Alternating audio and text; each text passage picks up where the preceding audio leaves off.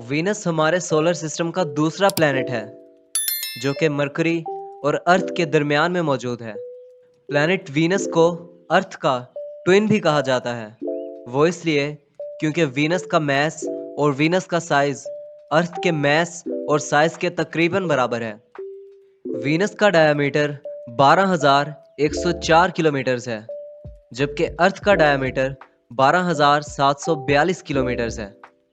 इसके बावजूद कि प्लैनेट वीनस का सूरज से फासला प्लैनेट मरकरी से ज़्यादा है, लेकिन फिर भी प्लैनेट वीनस पर दर्जा हरारत मरकरी से ज़्यादा होता है और इसकी वजह प्लैनेट वीनस का थिक एटमॉस्फेयर है।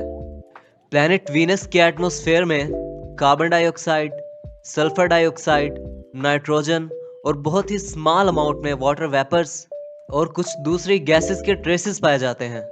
वीनस के एटमॉस्फेयर में पाई जाने वाली सबसे ज़्यादा क्वांटिटी की गैस कार्बन डाइऑक्साइड है और जैसा कि हम जानते हैं कि कार्बन डाइऑक्साइड एक ग्रीन हाउस गैस है। ग्रीन हाउस गैस का मतलब कार्बन डाइऑक्साइड एटमॉस्फेयर में टेम्परेचर के बढ़ने का बायस बनती है। सूरज से आने वाली हीट वीनस के एटमॉस्फेयर में दाखिल तो हो जाती है, लेकिन इससे बाहर नहीं निकल पाती और इसी की वजह से वीनस सोलर सिस्टम का सबसे गर्म तरीन सियारा है।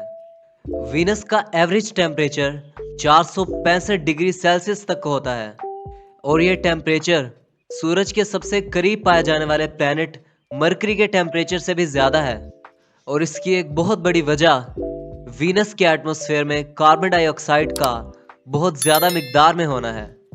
वीनस प्लैनेट पर कार्बन डाइऑक्साइड की क्वांटिटी 96 से 97% तक है।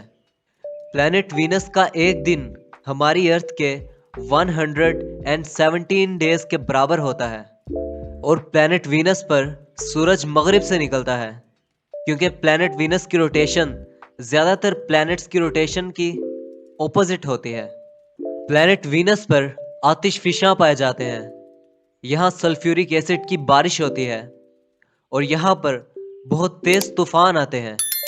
रात के वक्त चांद के बाद हमें जो सियारा या सितारा सबसे ज़्यादा चमकता हुआ नज़र आता है वो असल में वीनस होता है। प्लैनेट वीनस हमें सबसे ज़्यादा चमकता हुआ इसलिए नज़र आता है क्योंकि एक तो वो हमारी ज़मीन से सबसे करीब पाया जाने वाला प्लैनेट है और दूसरा वीनस का एटमॉस्फेयर बहुत थिक गैसेस से बना होता है। ये गैसेस सूरज से आने वाली रेस को रिफ्लेक्ट करती हैं, जिसकी वजह से ये गैसेस चमकना शुरू हो जाती हैं और हमें वीनस सबसे ज़्यादा चमकता हुआ नज़र आता है। प्लैनेट वीनस पर चलने वाले तूफानों की रफ्तार बहुत ज़्यादा तेज़ होती है। इसका अंदाज़ा हम इस चीज़ से लगा सकते हैं कि हमारी ज़मीन पर आने वाले तूफानों को 5 कैटेगरीज में तकसीम किया गया है। इन टाइप्स को हरिकेन 1, हरिकेन 2, हरिकेन 3, हरिकेन 4 और हरिकेन 5 के नाम से जाना जाता है। हरिकेन 5 में आज तक के सबसे तेज़ चलने वाले तूफानों को रखा जाता है। हमारी अर्थ पर आने वाले आज तक के सबसे तेज़ तूफान की रफ्तार 250 किलोमीटर पर आवर रिकॉर्ड की गई है, जबकि वीनस पर जो तूफान हर वक्त मौजूद होते हैं उनकी रफ्तार 360 किलोमीटर पर आवर होती है और वीनस पर एटमॉस्फेरिक प्रेशर इतना ज़्यादा होता है कि अगर हम यहाँ पर कोई बहुत मजबूत गाड़ी भी खड़ी करें तो वो एकदम से पिचक जाए। ऐसी कंडीशंस में यहाँ लाइफ के सर्वाइवल का कोई सवाल ही पैदा नहीं होता। लेकिन फिर अचानक से साइंटिस्ट को वीनस पर कुछ ऐसा मिलता है जो हमारे जहनों में वीनस के लिए बहुत से सवाल पैदा कर देता है।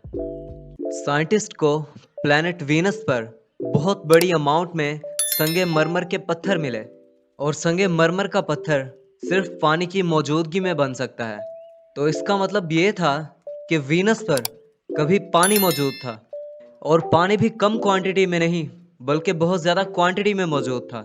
आज से कई मिलियन साल पहले जब हमारा सोलर सिस्टम वजूद में आया तो प्लैनेट अर्थ की तरह प्लैनेट वीनस पर भी पानी मौजूद था, लेकिन आहिस्ता आहिस्ता सूरज की हीट और प्लैनेट वीनस के थिक एटमॉस्फेयर की वजह से ये सारा पानी ख़त्म हो गया। साइंटिस्ट ने प्लैनेट वीनस के बारे में मज़ीद मालूमात हासिल करने के लिए वहाँ बहुत से मिशन भेजे। विनेरा 3 अर्थ से भेजा गया वो पहला मिशन था जिसने वीनस की सरफेस पर लैंडिंग की, लेकिन ये लैंडिंग फेल्ड लैंडिंग थी। जब ये मिशन वीनस के एटमॉस्फेयर में दाखिल हुआ तो वीनस के एटमॉस्फेरिक प्रेशर और हीट की वजह से ये चंद ही लम्हों में जलकर उसकी सरफेस पर गिर गया। चाहे ये एक फेल्ड लैंडिंग थी, लेकिन ये ज़मीन की तरफ से भेजा गया वीनस का पहला मेहमान था। विनेरा 3 के बाद 4, 5 और 6 मिशन भी फेल रहे। साइंटिस्ट ने अपनी पिछली तमाम गलतियों को दूर करते हुए विनेरा 7 मिशन लॉन्च किया। ये वो पहला मिशन था जिसने वीनस की सरफेस पर सॉफ्ट लैंडिंग की और वीनस की सरफेस से 23 मिनट तक ऑपरेट किया।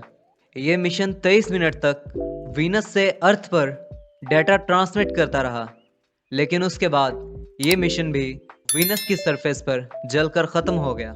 इसके बाद विनेरा 9 और विनेरा 10 मिशन लॉन्च किए गए।